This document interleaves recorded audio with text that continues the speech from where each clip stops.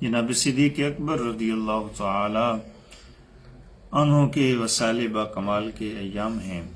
جناب صدیق اکبر رضی اللہ تعالی عنہ نے جس طرز کی خلافت کی وہ موجودہ حالات کے تناظر میں ہمارے حکمران اور پوری امت مسلمہ کے حکمرانوں کے لیے ایک نمونہ ہے۔ آئیڈیل زندگی ہے آپ کی، صرف 2 سال اور چند ماہ پہ مشتمل آپ کی خلافت ہے، لیکن آج بھی اس کی بہاریں کائنات محسوس کرتی ہے۔ اخلاص تھا، للہیت تھی، قوم کے خادم تھے، ملت کی خدمت کرنے والے تھے۔ آج پاکستان معیشت یا معاشی اعتبار سے پستی کی طرف جا رہا ہے، تنزل کی طرف جا رہا ہے۔ اگر میں اور آپ چاہتے ہیں کہ ہر چیز کی فراوانی ہو، اللہ کی رحمت اترے، تو تاجر جناب صدیق اکبر رضی اللہ تعالیٰ عنہ کی زندگی کو رول ماڈل بنائیں۔ عبادت گزار اور صوفی جناب صدیق اکبر رضی اللہ تعالیٰ عنہ کی زندگی کو سامنے رکھیں۔ مجاہد جناب صدیق اکبر رضی اللہ تعالیٰ عنہ کی زندگی کو سامنے رکھیں۔ ناموس رسالت کی حفاظت کریں، سرحد کی حفاظت کریں۔ اسی لیے عبادت گزار، تجار، اسی لیے دکاندار حضرات یا سیاستدان جناب صدیق اکبر رضی اللہ تعالیٰ عنہ کو سامنے رکھیں، اپنا کردار پیش کریں، اپنے آپ کو مت بیچیں، کسی کا خریدار مت بنیں۔ اسی لیے چند لمحوں کے اندر، چند یا دنوں کے اندر یا چند تھوڑے سے عرصے کے اندر جناب صدیق اکبر رضی اللہ تعالیٰ عنہ کے فیضان سے روشنی لیں گے تو یہ خطہ مدینہ ریاست جو ہے نا، اس کے ساتھ روحانی طور پہ منسلک کر دیا جائے گا۔ اسی لیے میں استدعا پیش کرتا ہوں کہ جناب صدیق اکبر رضی اللہ تعالیٰ عنہ کی زندگی سے نور حاصل کریں۔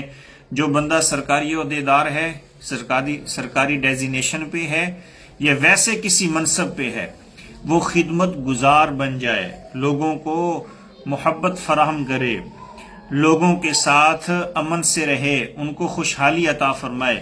اسی لیے علامہ طبرانی علیہ رحمہ نے لکھا ہے، جو شخص جو مسلمانوں کو آسانیاں تقسیم کرتا ہے، کمزوروں سے محبت سے پیش آتا ہے، ان کے ساتھ ان کے حقوق ان کو عطا کرتا ہے، علامہ طبرانی علیہ رحمہ فرماتے ہیں اللہ تعالیٰ اسے 1 مہینہ مسجد نبوی کے اندر اعتکاف کرنے کا اجر عطا فرماتا ہے۔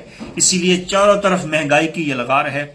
بلکہ میں کل دیکھ رہا تھا پاکستان کے کسی علاقے کے اندر ایک غریب بندہ آٹا لیتے ہوئے اپنے بچوں کے لیے مارا گیا ہے، نیچے آ کر۔ آپ اندازہ فرمائیں مہنگائی کا جن ہے، کوئی پرسان حال نہیں ہے، روحانی طور پہ زخمی ہیں، جسمانی طور پہ زخمی ہیں۔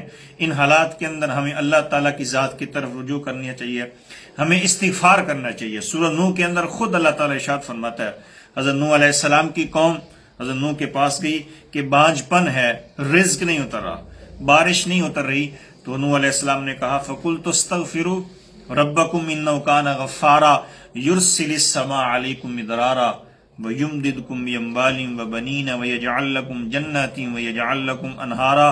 استغفار کریں کثرت کے ساتھ، زمین بھی سونا اگلے گی اور آسمان سے بھی رزق کی فراوانی ہوگی۔ اس وقت مملکت خداداد کے اندر، اسلامی جمہوریہ پاکستان کے اندر حالات کنٹرول ہو سکتے ہیں اگر میں اور آپ اپنے من میں اتر کر اسلام کا ساتھ دیں، ہر معاملے کے اندر شریعت کو سامنے رکھیں، شادی کرتے ہوئے دینداری کو سامنے رکھیں، تجارت کرتے ہوئے دین کو سامنے رکھیں، سیاست کرتے ہوئے دین کو سامنے رکھیں۔ اپنی گھریلو زندگی، معاشرتی زندگی، سماجی زندگی، معاشی زندگی کے اندر دین کو سامنے رکھیں۔ دین تو نور ہے، ہر چیز کی رات ہوتی ہے، دین کی رات نہیں ہوتی۔ دین کی رات کے اندر بھی اللہ نے اجالا پیدا کر دیا۔ اللہ تعالیٰ